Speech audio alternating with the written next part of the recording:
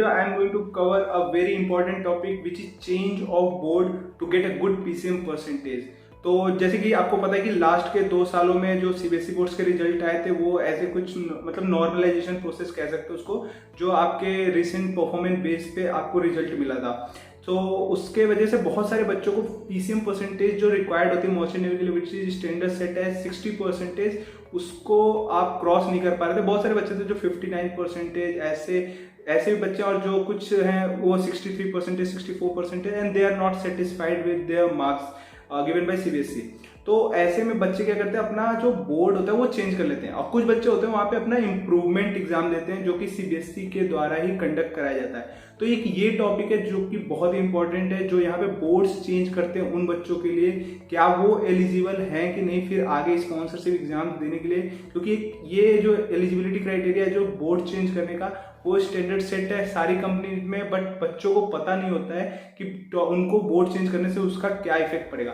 तो इस वीडियो में हम लोग बोर्ड से ही रिलेटेड और भी कुछ डाउट्स है वो भी कवर करेंगे और इस टॉपिक पे भी बात करेंगे। तो गाइस फर्स्ट क्वेश्चन है कि क्या आप क्लास 10th में अगर किसी और बोर्ड से पढ़ रहे हो और 12th में आपने चेंज कर दिया बोर्ड, तब आप एलिजिबल हो कि नहीं। Means you have done your class 10th with ICSE, ISC और मे बी सीबीएसई, एंड जब आप क्लास 12th में जा रहे हो तो आपने चेंज कर लिया स्टेट बोर्ड या फिर सीबीएसई के हो तो आईसीएसई, आईएससी या फिर किसी भी बोर्ड में चेंज कर देते हो, तो इस टाइम पे आप एलिजिबल हो। इस टाइम पे आपसे कोई कुछ नहीं, ऐसे एलिजिबिलिटी क्राइटेरिया ऐसा सेट नहीं है कि आपने बोर्ड चेंज कर दिया है 10th और 12th में तो आप एलिजिबल नहीं हो, ऐसा कोई रूल नहीं है। ये नॉर्मल चलता है, अगर आपने 10th तक आईसीएसई से किया और 12th सीबीएसई से किया तो कोई प्रॉब्लम नहीं है। और इसमें बस वो इंटरव्यू में कभी कभी अगर ये क्वेश्चन जैसे पूछ लेते हैं कि आपने बोर्ड चेंज क्यों किया था या फिर आपने अपने स्कूल को क्यों चेंज किया था, तो ये एक इंटरव्यू में क्वेश्चन ऐड हो जाता है जिसको आपको टैकल करना होता है।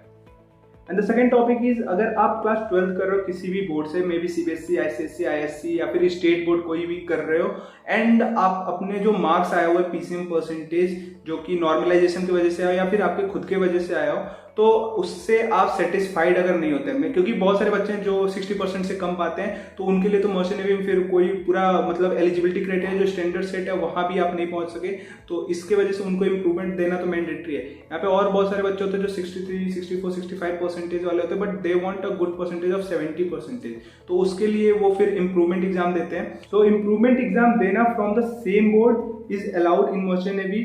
आपका पीसीएम परसेंटेज अच्छा नहीं आया, आपने अपना इंप्रूवमेंट एग्जाम दिया, बट यहाँ पे एक रूल है, एटलीस्ट आपको 2 सब्जेक्ट में देना ही देना है। कोई आप ऐसा नहीं कि एक सब्जेक्ट को उठा के उसका इंप्रूवमेंट एग्जाम दे के एलिजिबल हो जाओगे, नहीं, एटलीस्ट आपको 2 सब्जेक्ट में इंप्रूवमेंट एग्जाम देना है।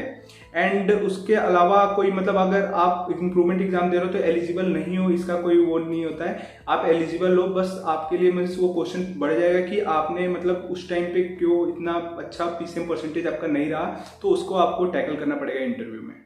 And third topic is change of board. बहुत सारे बच्चे होते हैं जो इंप्रूवमेंट एग्जाम देते ही नहीं है सीबीएसई से, अगर उनका मान लो पीसीएम परसेंटेज कुछ कम आ गया है तो वो पूरा बोर्ड चेंज करके एनआईओएस में चले जाते हैं। एनआईओएस में एक ओपन बोर्ड है जिसमें आपका 11th एंड 12th एक ही ईयर में हो जाता है और आपको एक PCM percentage at the end आपको मिल जाएगा, अपना रिजल्ट मिल जाएगा क्लास 12th का। बट यहाँ पे जो बच्चे ये वाला प्रोसीजर करते हैं ना, जो 12th में एक बार फेल हो चुके हैं, मीन्स पीसीएम परसेंटेज कम आया है, इंप्रूवमेंट एग्जाम ना देके फिर वो चेंज कर रहे बोर्ड, इनके लिए रूल है कि वो अलाउड नहीं है, वो एलिजिबल नहीं है। और ये बहुत सारी कंपनीज में, कंपनीज के ऐसे एलिजिबिलिटी क्राइटेरिया स्टैंडर्ड मीन्स आपको देखने को नहीं मिलता, बट ये रूल हर जगह है। आपको एक स्क्रीनशॉट मैं स्क्रीन पे दिखा दूंगा जिसमें ग्रेट ईस्टर्न में ये क्लियरली लिखा हुआ है कि जो इंप्रूवमेंट एग्जाम बच्चे देते हैं और वो जो बोर्ड चेंज कर लेते हैं ना, वो एलिजिबल नहीं है। तो ये वाला रूल ये ऑलमोस्ट सारी कंपनीज में है, बट वो ऐसे उनके वेबसाइट पे मेंशन नहीं होता है। And yes there is one more rule for your class 10th and 12th।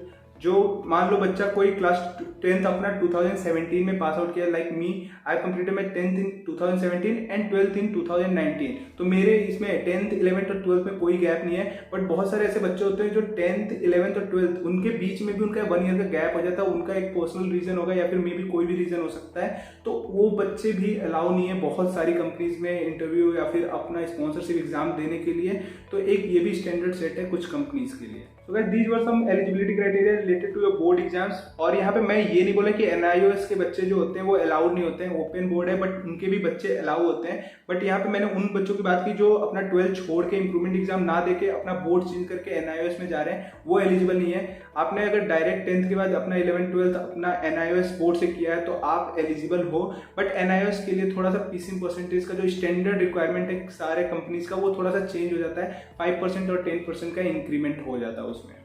So guys, that's it for this video. I hope आपको कुछ इसमें यूनिक इन्फॉर्मेशन मिला होगा इस वीडियो के थ्रू। अगर ऐसा हुआ तो आप लाइक बटन पे क्लिक कर देना। एंड अगर कोई डाउट रहेगा बोर्ड एग्जाम से रिलेटेड या फिर इस वीडियो से रिलेटेड, तो आप उसको कमेंट सेक्शन में पूछ सकते हो। And subscribe the channel for more interesting video. Thank you for watching this video.